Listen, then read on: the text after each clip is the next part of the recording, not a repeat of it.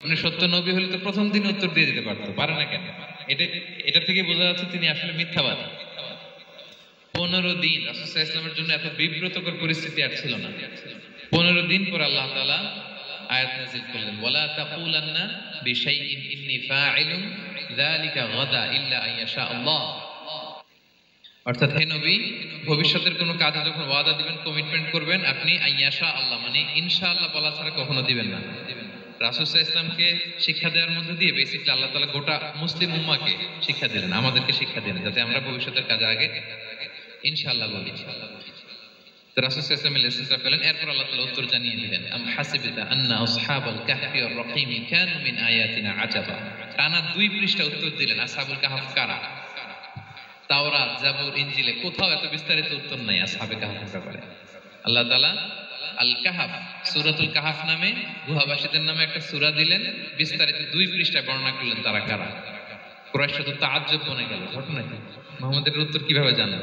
সে তো কারো কাছে পড়ে নাই, লেখে নাই, এই দেশের বাইরেও কোথাও যায় নাই। দ্বিতীয় প্রশ্ন ছিল যুলকারনাইনকে আল্লাহ আয়াত নাযিল করলেন, ওয়াসআলুনাকা আন যিল কারনাইন কুল সাআতলু আলাইকুম মিনহু যিকরা। টানা আল্লাহ তাআলা প্রায় 1.5 পৃষ্ঠা, 1 পৃষ্ঠারও বেশি যুলকারনাইনের ঘটনা শোনালেন। আর রূহের কথা শোনালেন সূরা আল ইসরাতে, ওয়াসআলুনাকা আনির রূহ কুলির রূহু মিন আমরি রাব্বি ওয়া মা উতীতুম মিনাল ইলমি ইল্লা কালিলা। রূহ এটা আল্লাহর স্পেশাল একটা অর্ডার, আল্লাহর আদেশে এটা ঢুকে আল্লাহর আদেশে বের হয়। এটা কেউ ছুঁতে পারে না, ধরতে পারে না, দেখতে পারে না, এটা আল্লাহর পক্ষ থেকে একটা মিরাকেল।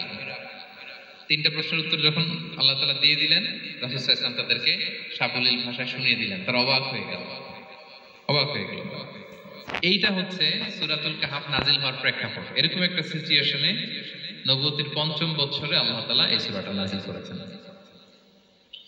এই সূরার কিছু ফজিলত আছে। রাসূল সাল্লাল্লাহু আলাইহি ওয়াসাল্লাম জুমার দিনে এই সূরাটা আমাদেরকে তেলাওয়াত করতে বলেছেন। আপনারা তেলাওয়াত করেন তো?